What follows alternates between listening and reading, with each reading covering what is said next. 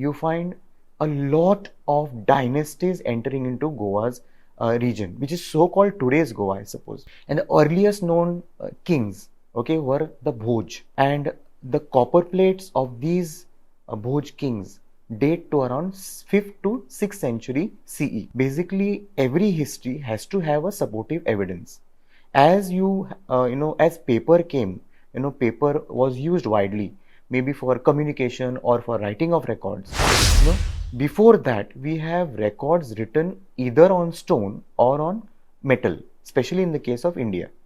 And here we have something called as the copper plates, or they are also called as Tamarpat, Tamra Shasan, Shasanpat, whatever you call them in the local parlance. Okay, this is something which is we call as copper plates.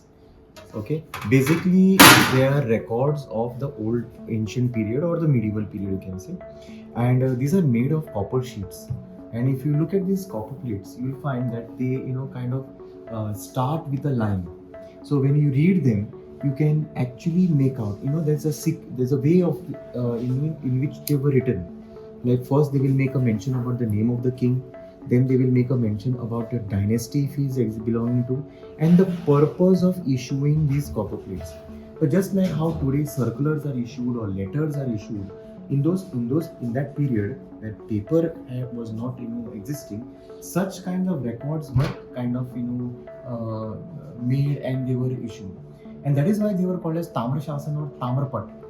And today they become a very good source of history, especially for Goa's history. This particular copper plate belongs to a king by name Malik Bahadur. Okay, he is called as Malik Boduru, and he speaks about his minister whose name is Vimna Mantri.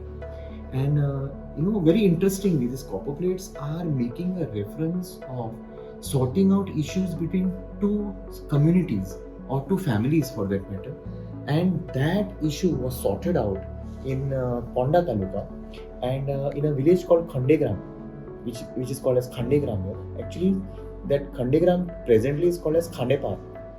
And these family issues were sorted out, and Vimna Mantri made sure that these communities made friends or they had cordial relationships. They forgot all their bad memories, and there were items which were exchanged in the temple of Khandepar. So though it is not pertaining to a particular record of Goa's history, but the initial write-up of the copper plates introduction, which makes a mention about Malik Boduru ruling over Goa and all that on this particular year, and this particular minister was there, we come to know about Goa's administrative part. So this is how these become a very integral part of Goa's history. These are dating to 1348. These are the biggest found in Goa till now. There are previous also which are smaller, and the sizes have varied. Unfortunately, when the ring had to pass through, it was it had to be like this.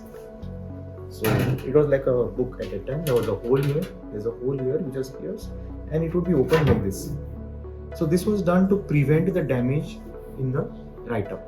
So they had to be kept covered, and there was a hinge here.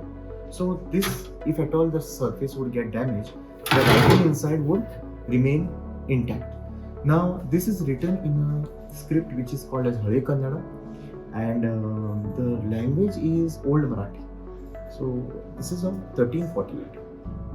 And earliest known copper plates are belonging to a king by name Devraj Bhoj. And these copper plates speak about Devraj Bhoj ruling from a place called Chandraur. And they were found in Goa. They were found in a place called Shiroda in the Taluka of Ponda. So this Chandraur, or subsequently it became Chandrapur, which is identified with Chandrapur today. Later on, during the Portuguese period, it was called as Sandar, which is a part of Salset Taluka. This Chandrapur probably might have been the earliest kingdom or the first kingdom of this Devraj Bhoj. So here we find written records of kings ruling over Goa.